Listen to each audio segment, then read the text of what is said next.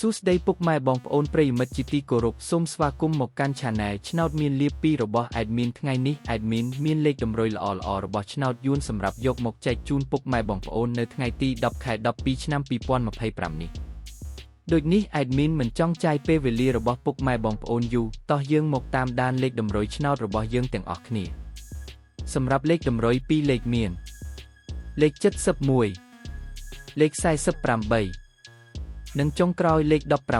17សម្រាប់លេខតម្រុយអូស2លេខមានលេខតម្រុយទី1អូស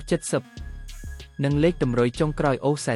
40សម្រាប់លេខតម្រុយ3លេខមាន741គុណនិង572គុណ